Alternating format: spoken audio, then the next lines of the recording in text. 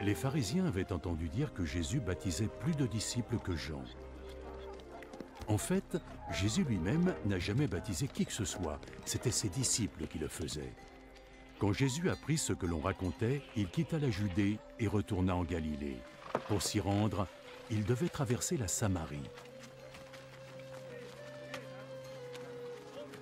En Samarie, il arriva dans une ville appelée Sychar, non loin du terrain que Jacob avait donné à son fils Joseph. Il y avait là le puits de Jacob. Jésus, fatigué par le voyage, s'était assis près du puits. Le soleil était à son zénith.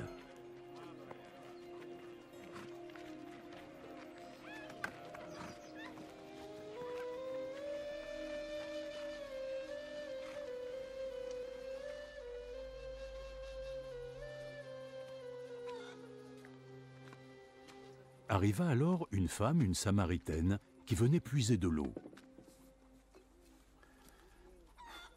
Donne-moi un peu de cette eau. Ses disciples étaient partis en ville pour acheter de la nourriture. Tu es juif et moi je suis samaritaine. Comment oses-tu me demander de l'eau?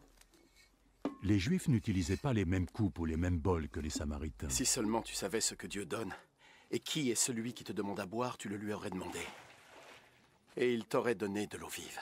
Ah oui, tu n'as pas le moindre seau et le puits est si profond. Où est-ce que tu pourrais trouver cette eau vive dont tu parles?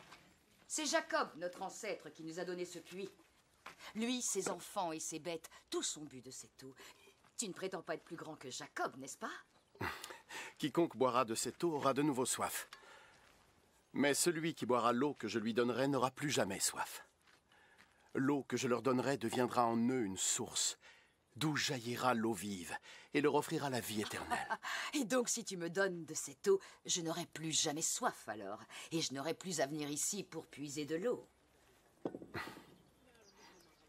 Va, appelle ton mari et reviens.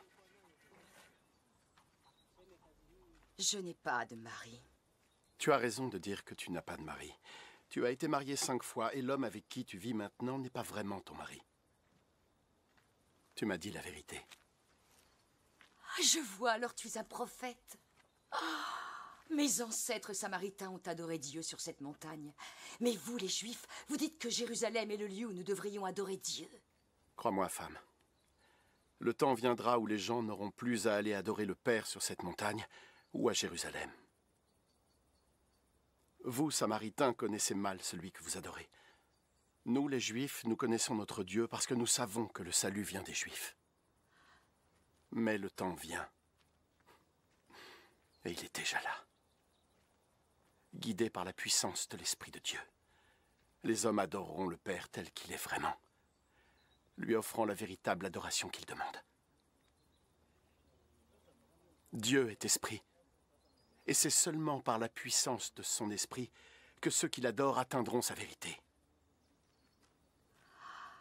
Je sais que le Messie va venir.